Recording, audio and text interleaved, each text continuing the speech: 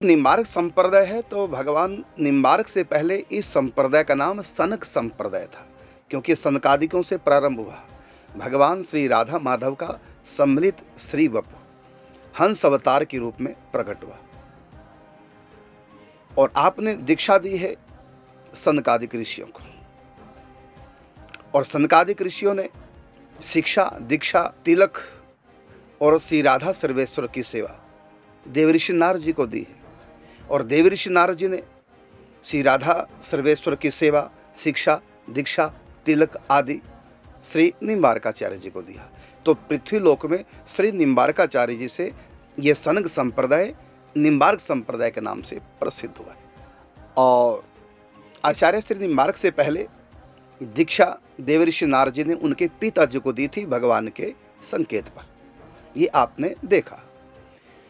तो जब दीक्षा देते हैं उस समय 5 संस्कार होते हैं, तो 5 संस्कारों में तिलक भी एक संस्कार है।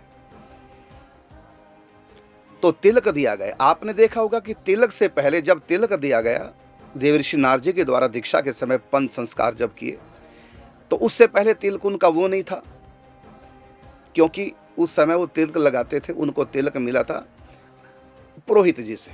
तो उनको तिलक मिला था उस समय श्री अहिर बुधन जी से। और अब जब उनकी दीक्षा हुई, 5 संस्कार हुए, तो अब देवऋषि नारद जी ने तिलक दिया। तो देवऋषि नारद जी का तिलक निम्बार्की होगा। तो सनक संप्रदाय का तिलक यही है, लेकिन बाद में इस तिलक को निम्बार्की तिलक कहने लगे, क्योंकि मृत्यु लोक में इस तिलक की शुरुआत निम्बार्क भगवान से हुई, इसलिए निम्बार्क संप्रदाय के नाम से प्रसिद्ध हुआ। और जो श्री अरुण ऋषि हैं, उन्होंने भी देवऋषि नारद जी से दीक्षा ली, तो उनके पास भी वही सनक संप्रदाय का तिलक है। तो उनसे जो बाद में दीक्षित हुए हैं जितने भी शिष्य वर्ग, क्योंकि गुरुकुल चलाते थे, तो सबका उन्होंने वही तिलक किया। लेकिन हम आज उसको निम्बार्की तिलक कहते हैं। उस समय उसका नाम निम्बार्की तिलक नहीं था, वो सनक तिलक था नाम, उस सनक संप्रदाय का तिलक था। तो इससे कई लोग कन्फ्यूज हो गए कि निम्बार्काचार्य जी से पहले कैसे तिलक आ गया। तो ये संप्रदाय अनादि संप्रदाय सतयुग से प्रारंभ हुआ है। हाँ, कलयुग में इसकी शुरुआत इस पृथ्वी लोक पर प्रारंभ हुई। आचार्य पीठ जो मिली है वो निम्बार्क भगवान को।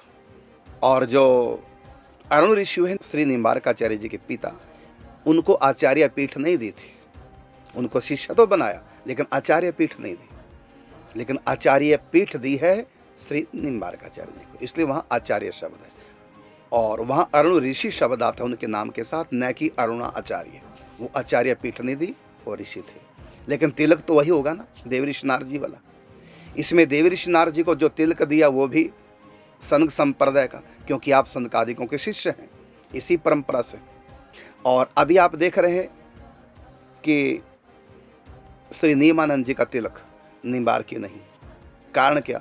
क्योंकि अभी उनको दीक्षा प्राप्त हुई नहीं, गायत्री मंत्र से दीक्षित हुए हैं श्री अहिर बुधन जी के माध्यम से, इसलिए वही तिलक श्री नियमानंद जी का है। लेकिन जब देवऋषि नारद जी आकर के सनक संप्रदाय की दीक्षा देंगे, तब उनका तिलक वही हो जाएगा जो नारद जी देंगे। तब उसके बाद जब आचार्य पीठ उनको प्राप्त होगी और वो सबको दीक्षा देंगे, तब वो तिलक निम्बार्की कहलाएगा। अब तक जो सनक तिलक था, अब वो निम्बार्की तिलक कहलाएगा। तो ये तिलक तो सतयुग से प्रारंभ है।